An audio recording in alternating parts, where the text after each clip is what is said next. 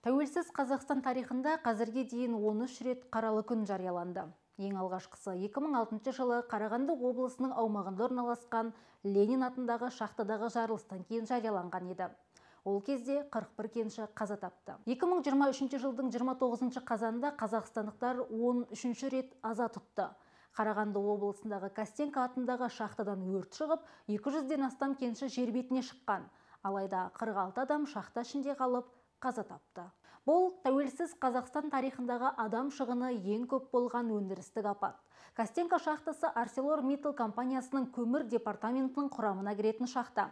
Кен орны Қарағанды қаласының шетінде Майқұдық және Жаңақала аудандары арасында орналасқан. ArcelorMittal Теміртау компаниясы миллиардер Лакшми Митталға тиесілі. Апат болғаннан кейін мемлекет басшысы Қасым-Жомарт Тоқаев үкіметке ArcelorMittal Теміртау компаниясымен инвестициялық ынтымақтастықты тоқтату туралы тапсырма берді. Сондай-ақ бұл компанияны Қазақстан тарихындағы ең нашар компания деп атады.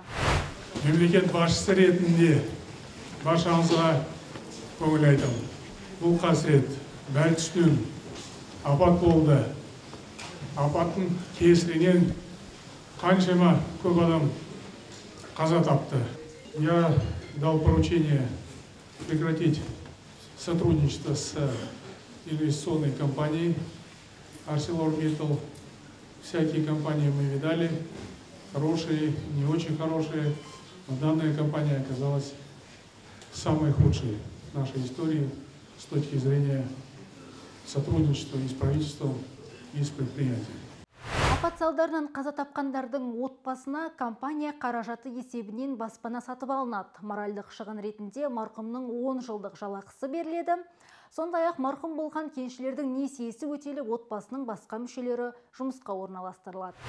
Семьям погибших шахтеров будут назначены пособия по потере кормильца из 3 источников: из республиканского бюджета, из фонда социального страхования и из компаний по страхованию жизни. Общий размер средний от 400 до 500 тысяч тенге ежемесячно до достижения иждивенцами 18-летнего возраста. Если дети будут обучаться в вузах, в научном отделении, то до 23 лет.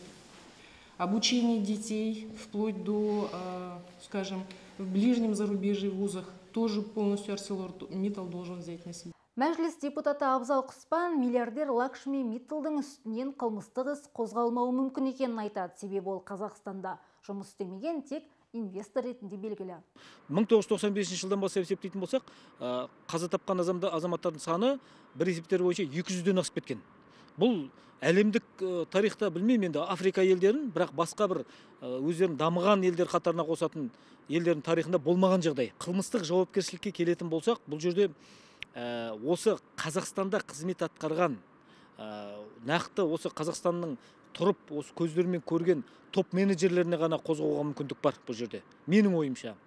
Ал жалпы қылмыстық істейтін ол жекелеген азаматтардың үстінен қозғалады, компанияның үстінен қылмыстық қозғалмайды, заңды тұлғаның үстінен, яғни. Сондықтан менің ойымша қазір көпшіліктің қойып жатқан Лакшми Митталдың өзінің үстінен қылмыстық қозғалуы бұл енді ол мүмкін болмас деп ойлаймын. Неге десеңіз, Лакшми Миттал тікелей осы жерге келіп, көзімен көріп, осы жерде шешім қабылдап, қызмет атқарып жатқан жоқ, ол инвестор ретінде ғана жұмыс жасап жатыр. Лакшми Миттал мырзаның өзі осы Қазақстан келіп жұмыс жасаған болса, өзі қандай да бір шешімдер қабылдаған болса, мүмкін мына жақтағы топ менеджерлер ертең енді факті бойынша қылмыстық қозғалды ғой, өздерінің жауаптарында көрсетіп, сонымен қатар нақты іс құжаттарын ұсынып жатса, мысалы тергеу органдарына, иә, мінекей біз осындай қызмет жұмыстағы қауіпсіздікке байланысты осындай қаражат сұрап, немесе осындай бір шешімдер қабылдаған кезде, соны Лакшми Миттал мырзаның өзі жаңағыдай бір жақты шешіммен қанағаттандырмады деген сондай жағдай болғанда ғана ол мүмкін болуы мүмкін. Ал қазіргі таңда алдын ала кішкене айту ертерек, өйткені қылмыстық жауапкершілік тартудың өзінде ерекшеліктер бар. Репутациялық тұрғыда бұл компания әлемде үлкен шығынға ұшырайды деп есептеймін өз басым. Осы жағдайдан кейін, өйткені осы кезге дейінгі болған осы апаттардың барлығында да негізі үлкен мынау мемлекеттің өзінің енді ұстанған саясатына байланысты ма, жоқ әлде біздің бір қоғамның сол кездегі бір белгілі бір дәреже салғырттығы да болды ма, бұл әлемдік мынау бұқаралық ақпарат құралдарының назарына іліге қоймаған болатын. Қазіргі таңда тек қана Қазақстанның емес, сонымен қатар шетелдегі бұқаралық ақпарат құралдарына да шығып жатыр. Яғни ол сөзсіз репутациялық үлкен шығындарға әкеп соғады деп есептейміз. Абзал Құспан 1995 жылы Лакшми Митталдың Қазақстан нарығына қалай келгені туралы түрлі ақпарат айтылып жатқанына назар аударды. Айтуынша, сол кездегі мемлекет басшысы мен кәсіпкерді кім таныстырғаны, қандай сомада пара берілгені туралы да дерек бар. Осының бәрін ескеріп, Қазақстанның бас прокуратурасы бұл деректерді қылмыстық істердің бірыңғай тізіліміне енгізіп, Нұрсұлтан Назарбаевқа қатысты тергеу жүргізу керек деп санайды. Жалпы осы жағдайдан кейін мен енді өзім депутат ретінде сұраныс жолдадым. Әзірге бас прокуратурадан жауап күтіп отырмын. Дәл қазіргі таңда мынау қолданыстағы қылмыстық процесс кодексінің талаптары өрескел бұзылып отыр. Қарапайым ғана мысал, Қазақстанға танымал белгілі саясаткерлер мынау Болат Абилов, сонымен қатар кезінде Қазатомпромысымен істі болып елге танылған Жәкішев, Мұхтар Жәкішев, осы азаматтар нақты жауап беріп жатыр. Яғни 1995 жылы Лакшми Миттал мырзаның Қазақстан нарығына қалай келгендігі, оны кім алып келгендігі, сол кездегі мемлекет басшысымен кім таныстырғандығы, тіпті қандай сомада пара бергендігі сияқты мәліметтер ашық айтылып жатыр. Енді қолданыстағы қылмыстық процесс кодексінің талаптарына сәйкес бас прокуратура бұл фактілерді мынау енді қылмыстық қозғау деп айтамыз ескіше. Қазір енді ЕРДР дейміз. Болмаса қылмыстық істердің бірыңғай тізіліміне енгізіліп, бұл фактілер бойынша сотқа дейін тергеу әрекеттер басталу керек болатын. Бірақ бас прокуратура тарапынан осындай әрекеттер жасалмай отыр. Нақтылай кетейін, Назарбаевқа қатысты тергеу басталу керек деп тұрсыз ба, әлде? Иә.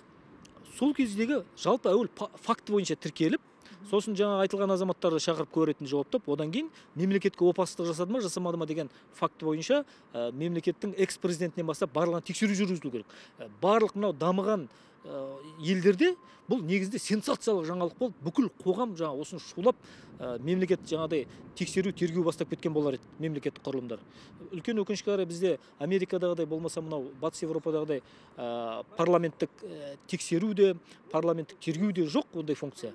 Ал осындай енді парламенттік үлкен құзыреті бар елдерде бұл әлдеқашан қылмыстық қозғалып, мемлекет басшысынан бастап барлық осыған қатысы бар азаматтар парламенттің алдында, конгрестің алдында жауап беріп жатқан болар еді. Ал дәл қазіргі жағдайда бұл функцияны атқаратын бір ғана орган бар, ол бас прокуратура. Өйткені конституциялық соның тікелей міндеті бұл фактілер негізінде тіркеліп, әлдеқашан тергеу жұмыстары жүргізілу керек. Дәлелденеді, дәлелденбейді, ол басқа мәселе.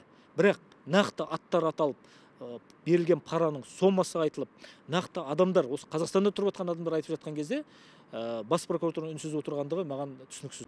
Жалғыз мүмкіндік осы. Мемлекетке опасыздық болды, басқа фактіні тарта алмайсыз. Мемлекетке опасыздық жасау. Қаншалықты мүмкін ол кісінің қылмыстық жауапкершілікке тартылатыны өзіңіз бойынша, егер осының барлығы дәлелденетін болса? Дәлелденетін болса 100% тартылады. Ардақты көрермен, бұл халық апта. Мұнда тараптардың пікірін білеміз, өзекті мәселені сараптаймыз. Ел аман болсын, аптадан аптаға аман жетейік.